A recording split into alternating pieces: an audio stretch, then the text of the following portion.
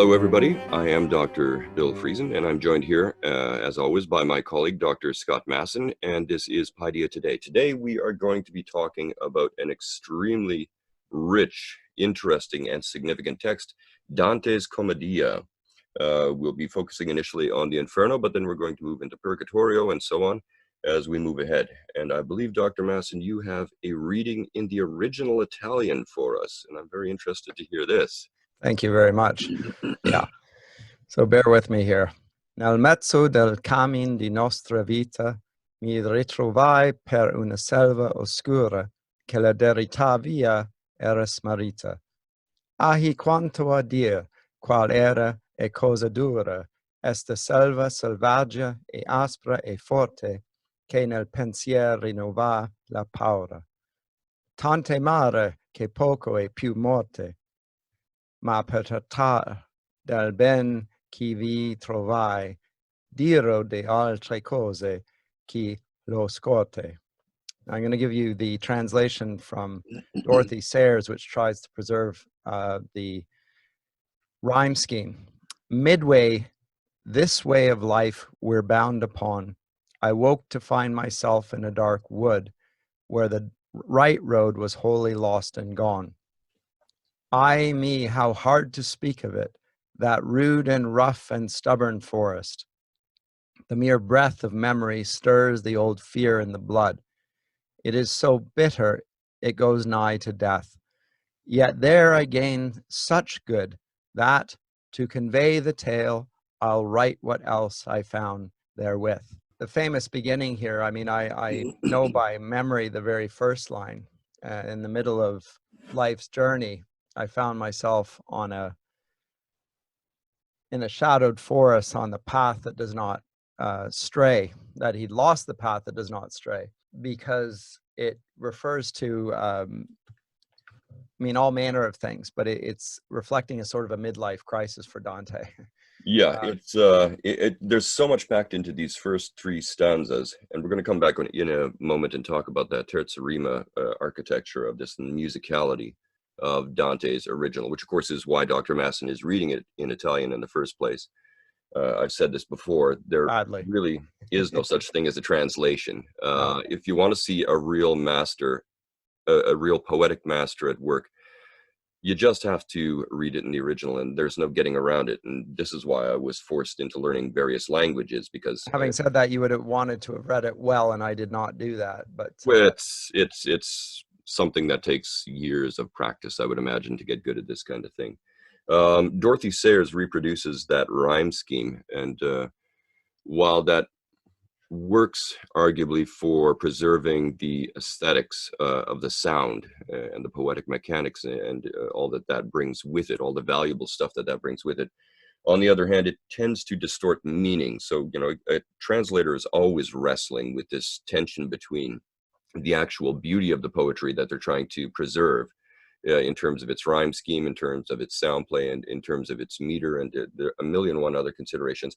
And on the other hand, preserving sort of the semantic integrity of what the poet was trying to say. And this is one of the great challenges for any responsible translator. Yep. And I'm looking at Mark Musa's translation here, which isn't a bad one as I understand it, speaking as somebody who doesn't know Italian myself. So, you know, I have only limited authority to say that. But my translation is very different from the one that you gave me from Sayers. This one's pretty good. Again, yeah. It's by Alan Mandelbaum. There's also a pretty decent one by Tony Esselin right now. Yeah, in fact, a lot of people who know their Italian well and know their poetics well recommend the Mandelbaum. So, you know, if I'm going to recommend any of them, it's Mandelbaum. But unfortunately, somebody's scuttled off with my Mandelbaum, and I'm left with Mark Musa, which isn't bad. It's not terrible. But let's talk a little bit. You mentioned that, you know, we've got all this material in these first lean three lines, midway along a journey of our life.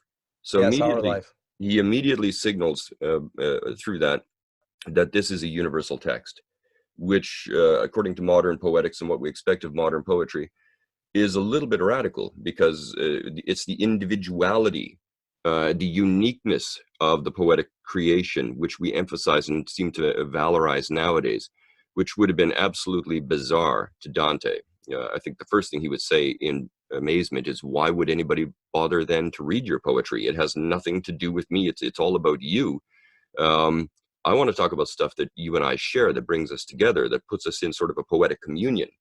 I'm And glad you said that. That's a wonderful point and really helpful, because most of our listeners who probably don't even read poetry, because of what you've just described, the inherent selfish nature of poetry, it's self-expression, but it's not expression that will even claim to be inclusive of others' shared human experience, is not the assumption of Dante, nor was it of Virgil, Homer, Beowulf, any of the others. But here it's quite explicit and self-conscious in saying it's our life, our life's journey. And there's a common human nature being recognized there, acknowledged, and therefore a validity which is thought to be universal by the poet. So I think that, and the dividing line there for that is the Enlightenment's postulate of autonomy. yeah, I mean, Yeah. we see this echoed everywhere in Dante's poetic creation here. It's Dante right in the first line, holding a hand out to us, let us go on a journey.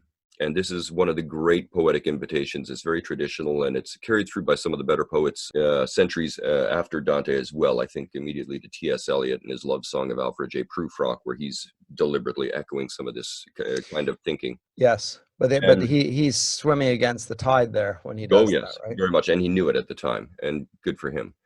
But here we find the maestro himself doing it. And again, when Dante, the persona, who needs to be very clearly delineated from Dante, the author, Dante, the persona, travels through the commedia. So this is Dante, the author, writing about Dante, the poetic figure.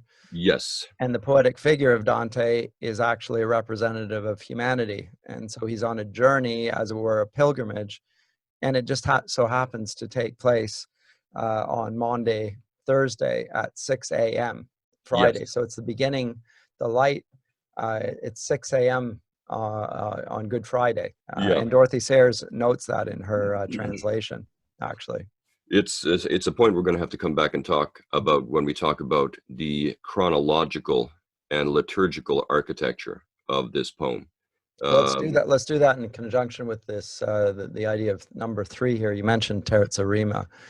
And let's say a little bit about that and what we mean by that, because so in the Italian here, it's the final word, and it's not only the final word, it's the final syllable of the final word of each line. So it says vita, and then oscura, and then smarita. So it says A, B, A.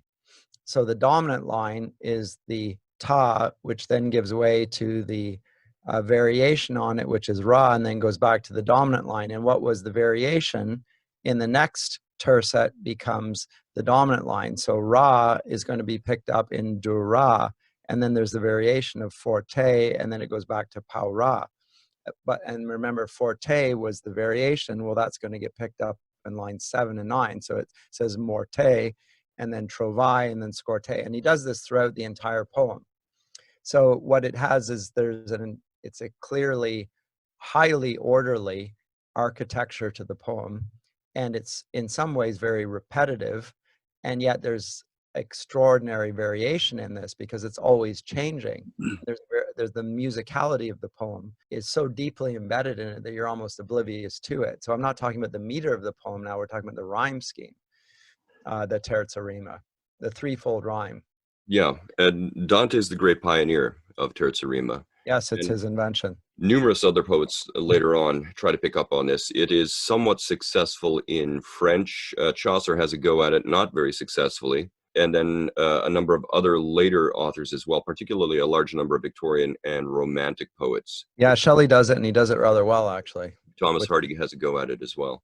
Yeah. But this just highlights another loss, perhaps, or indifference that we encounter amongst modern readers nowadays towards rhyme schemes and meters and sound plays and playing around with the caesura and all this kind of poetic architecture. As you said, very few people actually even read poetry anymore. And, you know, considering the fact that poetry has in many venues, not all venues, but many venues, become rather a narcissistic undertaking, why would you?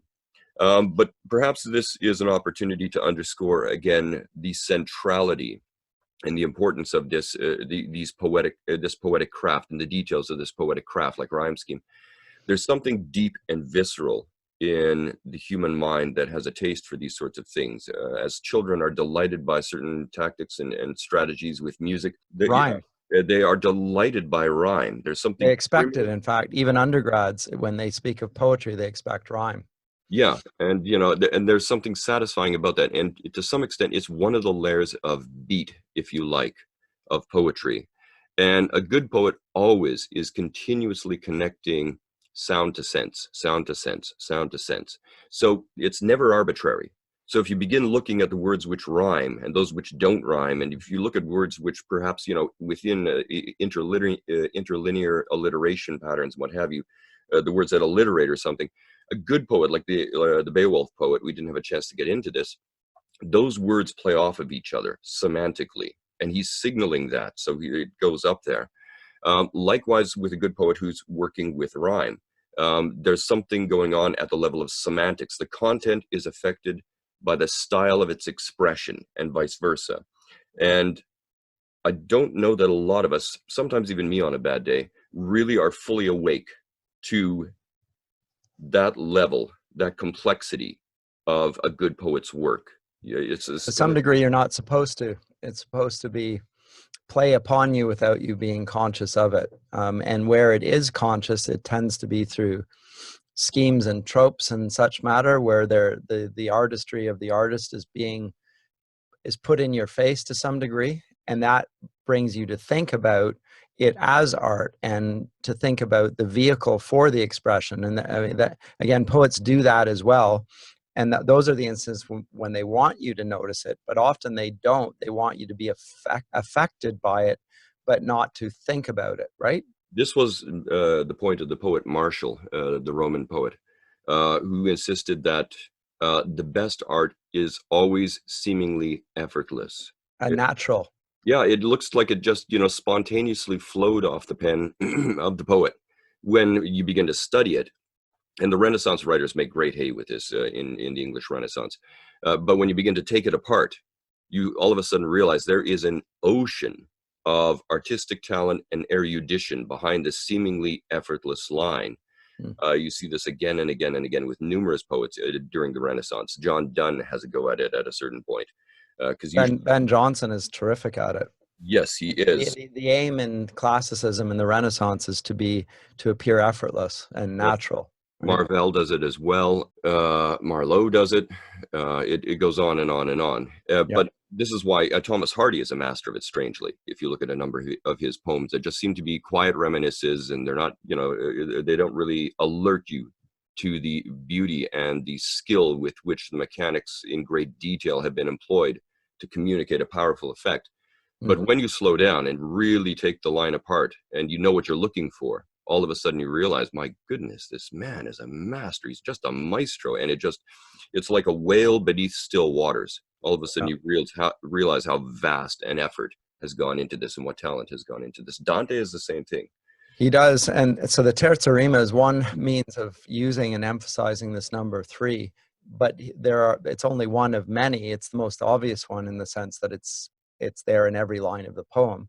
But the whole architecture of the poem, which you spoke of, reflects the same thing. So there are 3 parts to this commedia. I think was it Petrarch or was it Boccaccio that called it the Divine Comedy? It wasn't Dante, it was just the commedia.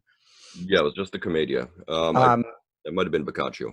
But these 3 parts, the Inferno, the Purgatorio, the Paradiso, hell, purgatory, heaven, if you want to translate them, are composed of what in English we call canticles. In Italian, it's cantiche. So there's a 3 times 33. So there are 33 cantos in each canticle, and the Inferno happens to have an extra one. So it becomes the number 100. But the very first one, which from which I've just read, doesn't really count. So that structure of three there is there. There's the threefold rhyme scheme, which we just discussed. There's also other figures of three. So the importance of the Trinity at the very end of it in Paradiso, Dante in Canto 33 of Paradiso gets a vision of the Trinity being the triune nature of God. And each of the canticles that I referred to concludes with the word stelle. And stella is a star. And stars were for Dante what we think of them as. They're stars, but they're also intelligences. They're the things that move the whole cosmos in which we operate, and certainly the one in which Dante operates. And that's important in conjunction with the thing that you just said about poetry and autonomy. Dante, to some degree, and certainly he's self-conscious of that when we'll come to talk about his invocation of the muse, but he claims that he's been moved to do this. So even in the middle of life's journey where he's wandered from the path, he is met there and drawn on the journey that he's going to be drawn upon by a being above him and moved to do this. So it's not just his choice. He didn't decide. It wasn't a free will choice per se. He is moved and called by the woman whom he's going to be on a pilgrimage towards, which is his dearly loved Beatrice, the girl that he met, Beatrice Portinari, who he met when he was 9 years old or 8 years old, and he saw her across the room. And she was his sort of, nowadays we would call her a muse. He doesn't call her a muse, interestingly, but he sees her, she's an important figure in all of his poetry, and the idea of the courtly love tradition. So he's a sort of a courtly lover responding to the great lady who has gone and sought him. Yeah, when we get to our discussions around Sir Gawain and the Green Knight, very likely the next text we will address after Dante's work here, we're going to have to talk in considerable detail about courtly love and how it's a radically different sort of a love than what we find in the world of Beowulf, where the most celebrated love is between I think we're going to get into it before that when we talk about Paolo and Francesca. We'll talk a little bit about it, but we're going to have to really get into the meat of it and what works about it and what does not work about it, because Dante seems to have grave reservations about the dynamics of courtly love in certain respects. So yeah, it's an inescapable subject in the poetry of the Middle Ages. Back to, and it just occurred to me, when you were talking about the importance of number and of sound and of word to meaning, let's talk about the relationship of number to word even.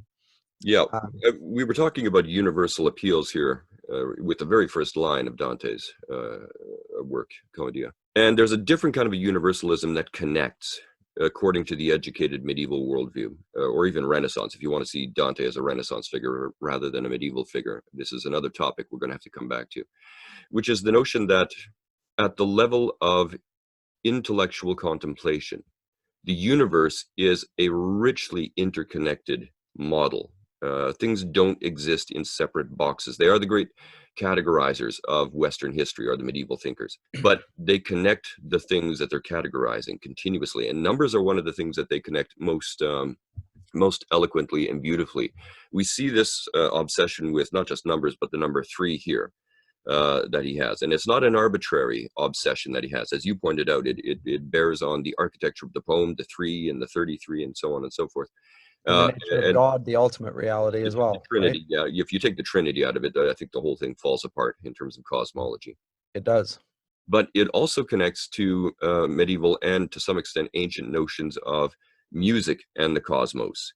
It just occurred to me that picture within Il Duomo, the cathedral in Florence, right, has a fresco inside. If you ever walk inside of it, there's a fresco, and the fresco is of the most famous citizen of the famed city of Florence, and that's Dante himself, and it has a portrait of the Commedia, and he's illustrating that. Why don't we, rather than our listeners, viewers looking at our ugly mugs, why don't we put that picture up here for a time being? We can illustrate what we're talking about. Actually, you know what? I might have. Oh, no, you didn't. I might have done. Okay, well, you can probably get it back. Okay, talk a little bit more about numbers and music while I go searching here. Okay, I'll do that. So there are different ways of reckoning meter, actually, in poetics. The ancient way of doing it was quantitatively. The way that we do it in the vernacular languages of at least European languages is qualitatively. It's a very different way of reckoning it. Quantitatively depends more on the number, as the word suggests.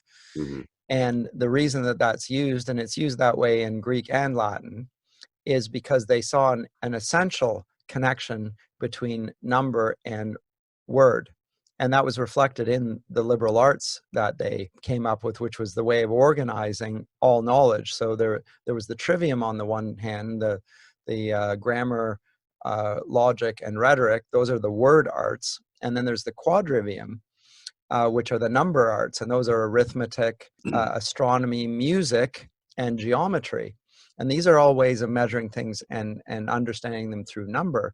But in the structure of poetry, there is a sense of within words that number is also an important part of it, and order. And so that's reflected intensely in Dante's own poem, which is, as you say, it's entirely coherent and well thought out. But I think it's true of all poetics, broadly speaking, although increasingly less commonly when we get post-enlightenment. It becomes more and more autonomous, and it becomes more free verse, and there's less order, and it's more of a reflection of what their view of ultimate reality is, which is more and more chaotic, quite frankly, which is a reflection of its materialism and its atomism and its meaninglessness. Even in scripture, number is very important. So I have this really interesting book here by E.W. Bullinger.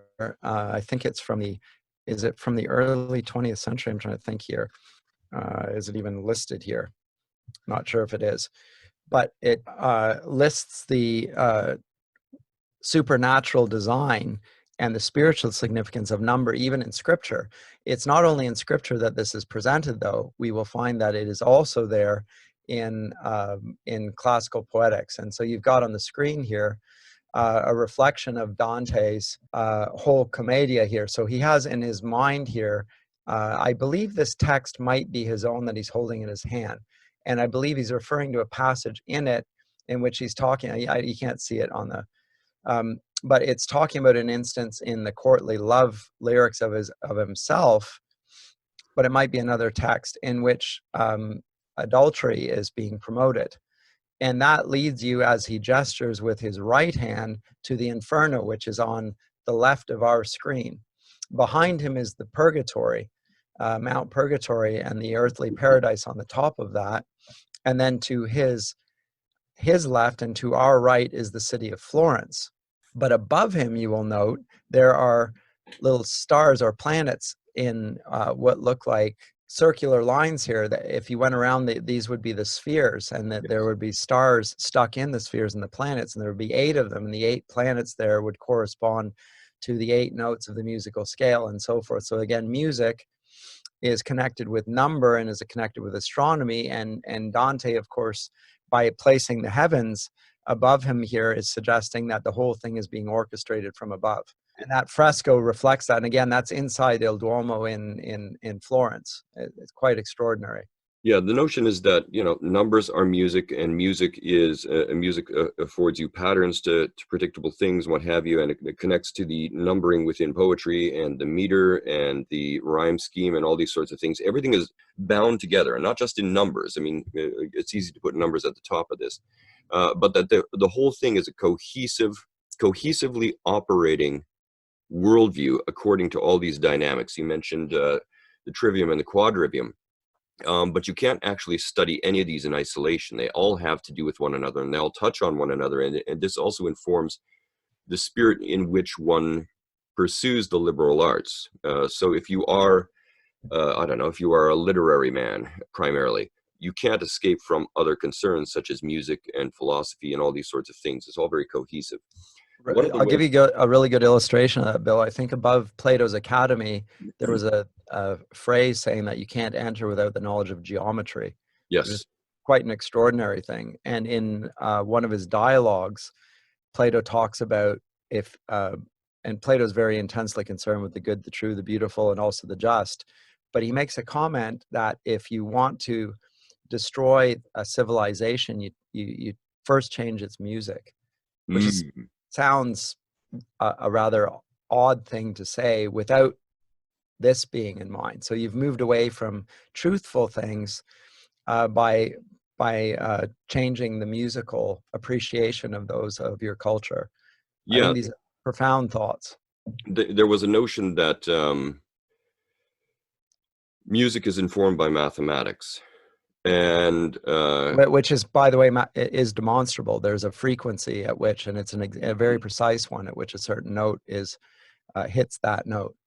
yeah, it's Otherwise, you couldn't tune an instrument, right? I mean, it wouldn't. yeah, there's a lot of modern composers who use as their fundamental basis of composition trigonometry nowadays in classical music. I know this was a big thing at the University of British Columbia while I was there, but it's all over the place. And there are other mathematic dynamics which composers use continuously.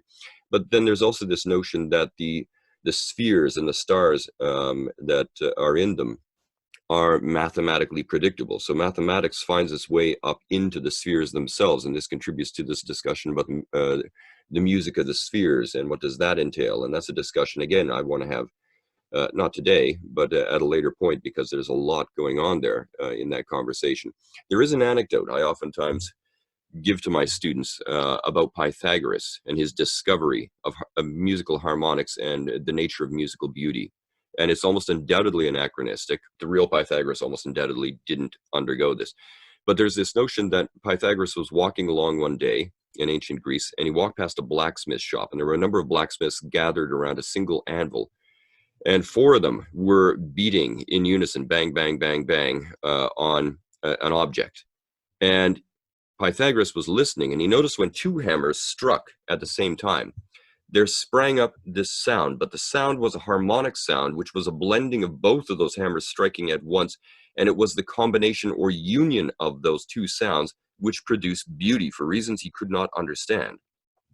And Pythagoras, being Pythagoras, he ran in and he grabbed the hammers and he started messing around. He realized that there was a quantitative relationship between the two hammers that, when struck together, produced a beautiful sound, which one was, I think, one weight and the other was 2/3 above or double or something like this. It doesn't So you can really do it through weight or you can do it through volume. Often they do this in physics classes now, right? They put water into the same size beaker, but a different quantity of water, and then you can blow on it and it makes the sound and so forth. Yeah. That's right. So he noticed immediately that there's a proportional and therefore potentially measurable and mathematical relationship between musical or underlying musical beauty. And from there, he began experiments in this with wires of different length and thickness and so on and so forth. But essentially, the anecdote, again, anachronistic probably, is the discovery of harmonic beauty. And it's where we get this notion, which persists to this very day in aesthetics, the philosophical study of beauty, that beauty is produced by proportional or by relationships between things. And so it's a matter of patterns. It's a matter of quantities being played off against one another. It doesn't exist in and of itself, but it arises of a relationship between two things. A notion, by the way, I think is very problematic, but this is not the time for It's that. problematic if it's only qualitative. If it's also quantitative and is not flexible and constructive, then it's less problematic. Because the point in itself is correct. It is relational, but it's not purely relational. That's right. Right? It's also fixed. It can't be changed by mere changes in relationship. But that's now we're geeking out and getting totally down a rabbit hole here. Do you want to say anything else about this fresco that we have on the screen? The only thing I would say about it, I think we're going to speak further about this, is the relationship of the Paradiso. The Paradiso being on the screen on our right, Florence itself is being presented as the Paradiso. And one might think, based on that really for Dante, paradise is a political enterprise, and it's involved in only on an earthly sphere and in a secular fashion. I think this would totally misrepresent his understanding and mistake, but you could come away with that thinking that Dante was one of our contemporary social justice types that's thinking that politics effectively is the business of heaven.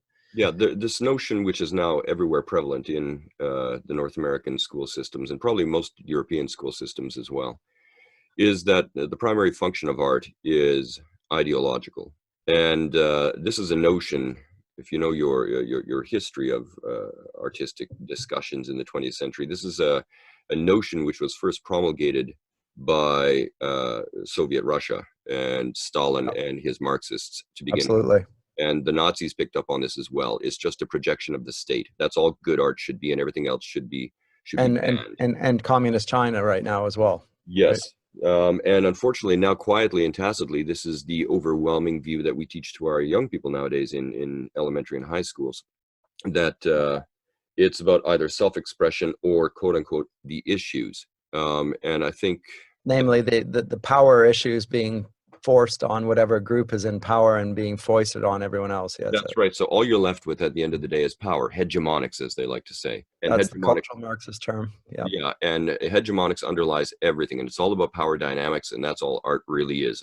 Power dynamics in terms of ideology. This is not at all the case here, but Dante, again, when we get to Canto 10, I'm going to speak perhaps a lot more extensively on this here. Yeah, well, we can do that more time. But what I would want to say here is that city of Florence, it's not that the politics isn't important, because we can see that and I don't want to talk too much about this here, but in Dante's day, there is a political dimension. There are the whites and the blacks, the papal party and the imperial party, playing out, and the figures from those two parties are, if they're on the wrong side, Dante puts them in hell. Yes, he does. So, and other figures get put in heavenly. So it's not that he's saying that politics has no business with theological things and relational matters. He's clearly saying that there is. But what he is reflecting, or at least the fresco here, which is not by Dante, but another artist, is that this city, the earthly city, is to be a reflection of the heavenly city. So it's got in the background the idea of Augustine's idea of the two cities. Yeah, I'm glad you picked that up. The city of God and the city of man. Yeah, insofar as you are impressed, if you're thinking in political and civic terms, and a lot of times obviously Dante is, then you're concerned with building the best city-state you can, or to use ancient Greek terminology, the best polis that you can. And so what do you do that, according to what kind of criteria or template do you do that? And one of the first things, of course, one would have to say is that it arises from not just a contemplation of the city of God, but being deeply moved by the notion of that polis above all other polises. And it follows, and we've talked about the mimetic impulse before, so I'm not going to get into it again here today. But insofar as you are moved powerfully, both your mind and your heart, by that vision, the beatific vision, one might almost say, you're going to try to conform your city, of which you're enormously proud, into a shadow or a form, an echo of that heavenly city. And so here I think this notion is bridging what Florence is trying to become with this broader sense of, the two cities, as you mentioned, by Augustine. So now he wrote that in the context, and it's probably helpful here, in the context of the sack of Rome by the Goths, as we had said earlier, and he wrote it as really a defense against the critics of Christianity. It said that Rome fell because of Christianity, and he was then speaking about multiple issues, really, but to some degree about the relationship of Christianity to politics, and how Christians are in the world but not of it, and how there are two cities, and to some degree Christians belong to both cities, the one in the world and that, but ultimately they are citizens already of the heavenly city, even while they're on earth. So there's all sorts of interplay there, but that's in the background of Dante here. It's deeply embedded in this fresco, and certainly a Divine Comedy. And the other thing about Augustine, it occurs to me, and I talked about influence and relationship, is what drives the entire Divine Comedy is the principle of love, of divine love. Yes. And that will do everything from move Dante on his 3-day voyage, the 3 days that will run from Good Friday to Easter Sunday, and he will be in Good Friday when Christ is in the grave. Dante will be in hell. On Easter Saturday, he's in Purgatorio, and on Easter Sunday, he is in Paradiso. But it will also structure the different sections of hell and the different levels of the Purgatorio that you can see in front of you and so forth. These are also all organized by the principle of love. But we'll have to say more about that. Maybe we can talk more about that when we come to the architecture of the city of hell and the gates of hell, where it talks about justice and hell and love and so forth. But anyway. Yeah. I also want to do something we don't usually do. I want to sort of contemplate these lines, albeit in translation, just to sort of elucidate how Dante in the first three stanzas is taking us in. We've already talked a little bit about the first line, and of course we could spend hours on these first three stanzas. We don't have time for So when it says he's half of life's way, he is operating on the biblical understanding that our life is 70 years and 10, so 70. He's 35 years of age. Dante was born in 1265, and so the year is 1300. Mm-hmm.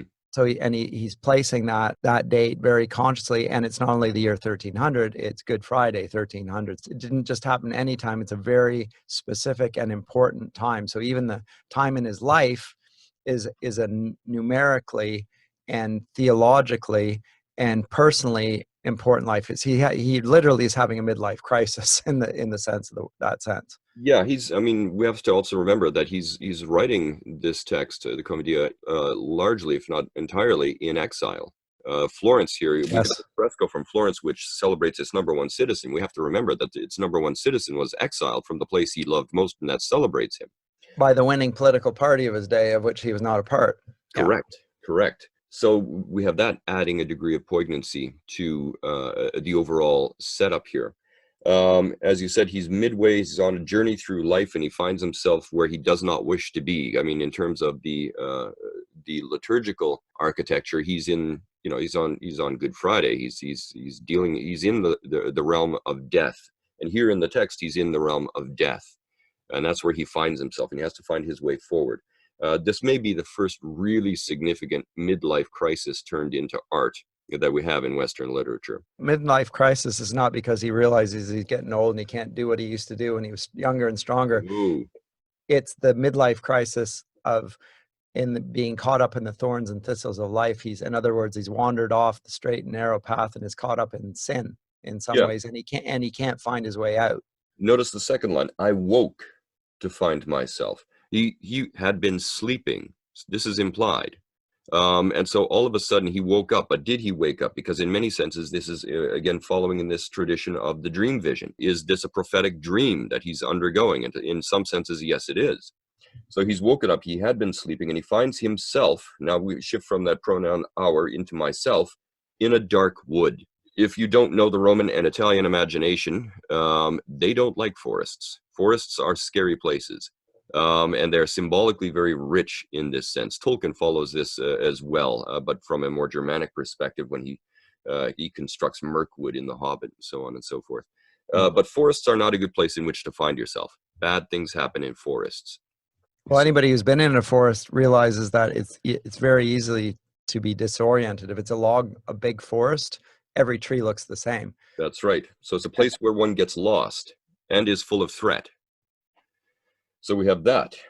For I had wandered off from the straight path. Now, of course, anybody who's been, brought up listening to scripture continuously, immediately that resonates. Okay, you've gone off the straight and narrow. So this is a spiritual journey. This is a personal journey. This is an artistic journey where everything is going wrong, and he finds himself in the realm of death, the forest. Thus, just scraping the surface, very shallow surface of stanza 1 alone. Just so we understand these sorts of things. And you think to yourself, okay, this sounds like a very threatening poem. Well, it will be a very threatening poem. In many points, it's very, very frightening and tragic. And why is it called the Commedia? And as we said before, way back when we were talking about Greek drama, Commedia just means essentially that which ends well. And to me, this is the number one example of Commedia as such. Yes. There are no jokes. There are no sidekicks. There's none of the stuff we expect from modern comedy. Nor ancient comedy. No, this is a deeply serious poem that ends well. There are, by the way, lighthearted moments, but they're oftentimes involving a lot of sort of dark humor and what have you, especially in the Inferno, as Dante encounters time and again people he knew in real life. You have to imagine there was a bit of a smirk on his face as he wrote his lines. But Again, There's nothing like Shakespeare's comedies, no, nothing even which close. also nonetheless end well with a marriage scene and so forth. So they do have something of the features of this. Yeah, and we see Shakespeare, of course, playing very explicitly with those expectations in plays like The Tempest and what you will. But here we have to have that proper ancient understanding of comedy. Anyway, he goes on, and we could continue to unpack this, but this is going to take more time than this podcast is really designed to deploy on close readings. But to the listeners or the viewers here, I do have to really emphasize: if you want to get the most out of a poem like this, it's not something you can skim. It's something where each line is designed for prolonged, deep, critical contemplation at both the intellectual and the aesthetic level. It's designed to bear that weight, and this is one of the reasons we celebrate Dante's work so much, is because it is so incredibly difficult to do it well, and Dante pulls it off, even if we're reading it in translation. Yeah, so much so that I've been told that here in Toronto, the Pontifical Institute of Medieval Studies was set up to assist people, originally to assist people to be able to read and understand Dante. Ah.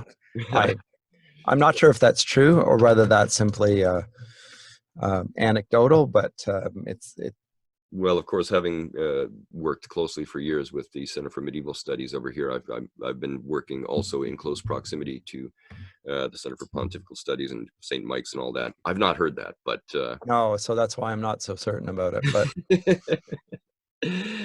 yeah, I think there are other things going on there as well. But there are a number of specialists over there who really specialize in Dante and have built entire careers on this one work, and this work can support an entire career's worth of study and deep contemplation. So erudite and masterful is the work. Shall we say a little more, very briefly, about the politics out of which Dante was writing, because I don't want to get bogged down in that. But why don't you go ahead? Yeah, well, we need to understand that this is Dante is living through the rise of the Italian city-states and the birth of the Renaissance. As we said before, there are two Renaissances that we need to think about when we're talking about Western literature. The first one, and some would argue the more significant one, is the Italian/French Renaissance, and Dante's at the very heart of that. This is obviously coming about. It involves figures like Boccaccio, it involves figures like Petrarch, it involves, of course, one of the most magisterial figures here, it involves Dante.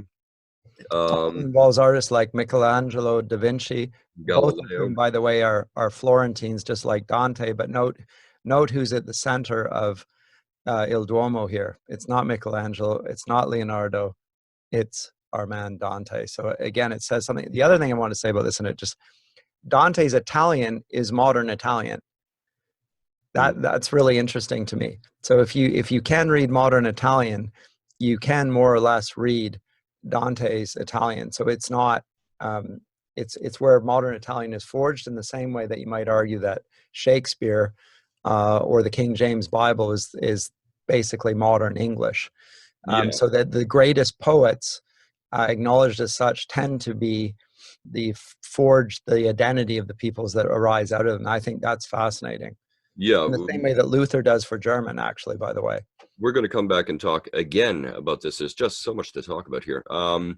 But obviously Dante was overwhelmingly influenced by Petrarch, and Petrarch he wrote De Vulgaria, which was a valorization of writing in one's native tongue rather than Latin or Greek, primarily Latin, as had often been the case before.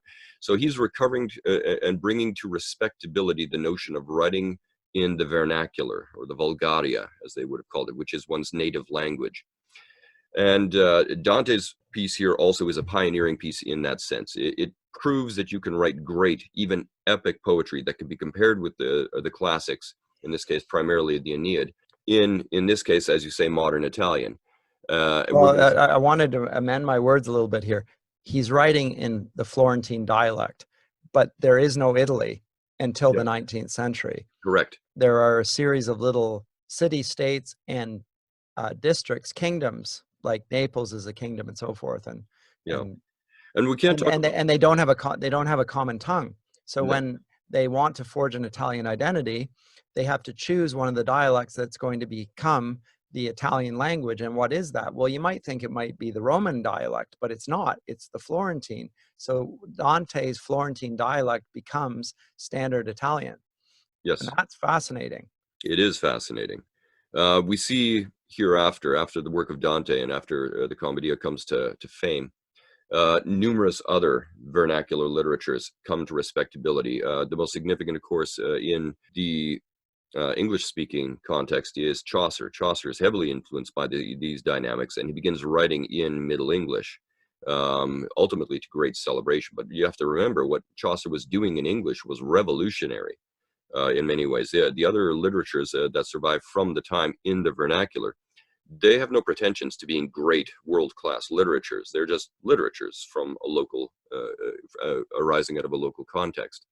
Let's come back and talk, though, a little bit about the politics and get that out of the way here. We will, but I think we're going to have to curtail this discussion a bit, because we have talked so much about important things that we didn't realize that this podcast can go on for 2 hours as the intro. But Yeah. let's talk about that, and we'll pick it up on the other stuff. Go ahead. Yeah. So we see the rise of the city-states in northern Italy at this time, with the rise of the Italian Renaissance. And it's a time of tremendous artistic flourishing, and just an explosion. Renaissance, of course, means quite literally a rebirth. And there's this notion that there's a rebirth of civilization coming out of the quote-unquote dark age of the Middle Ages. And the locus, the place in which this is happening, is the city-state, the northern Italian city-states primarily. This is also happening in the Low Countries as well, to some extent, and in France. But as that happens, we also see that this is an incredibly fractious time. Very much so. Yeah, and we see the division in northern Italy first between two great sort of groups, the Guelphs on the one hand and the Ghibellines on the other hand. And the Guelphs support the papacy to some extent, and the Ghibellines support what we might call imperial or secular authorities on the other hand. Although not quite secular, because it's the Holy Roman Emperor, right? That's right, and it's an incredibly complex set of affiliation. So it's economic, it's theological, it's artistic, it's military. I mean, the levels at which this works are just dizzying. And again, you can build an entire career on studying the myriad of ways in which these conflicts and these affiliations play out between the Guelphs and the Ghibellines. They're oftentimes they have parties in the same city-state, and they're very much in conflict. And sometimes, well, that's the case in Florence, for instance. Yeah, so they're in political conflict, they're in artistic conflict, they're in physical conflict. I mean, they kill one another. And it all sort of culminates in the great battle in 1296 of Campaldino, where the Ghibellines are destroyed. And so you think to yourself, if you were living back then, oh, thank goodness, it's all over. Dante, by the way, was a Guelph. But then very quickly, the Guelphs fall. He was originally. Yeah.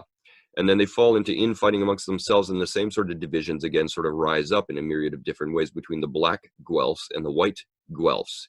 So we've got that conflict going on as well. And of course, this is what's going to inform the conversation in Canto 10 between Dante, the persona, and the figure of Farinata. But we'll come to that when we come to that. When he gets exiled, he becomes the Ghibelline, and so the imperial. Yes. So it's there's a lot of politics going on there for sure. Yeah, and a lot of people like to talk about Dante, as you've already mentioned, as primarily a political animal, which is, I think, enormously reductive and kind of getting sidetracked by something lesser. They also like to talk about him as this proto-humanist and somebody who champions all things secular over all things theological, which is also, I think, very wrong-headed, but that has become the predominant way of speaking about Dante nowadays. They talk about these city-states as the birthplace of modern Western democracy. I think that's also enormously vexed. These were not democracies as we would ever have conceived of democracies. No, maybe, it's ridiculous. No, and maybe as the ancient Greeks thought of democracy in a highly qualified sense, maybe that aligns a little more. But well, they call themselves republics for one thing, right? I mean, it's not. Yeah.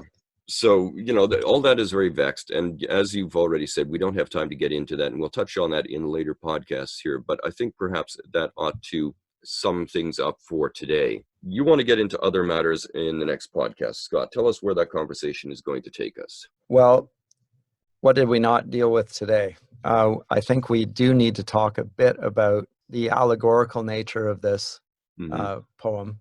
So he does talk in a letter to his patron Con Grande about the way in which his poem is to be read, and talks about a fourfold allegory. And I'm not going to get into that right now, but I think in general, this poem needs to be read as an allegorical account of the soul's pilgrimage towards God.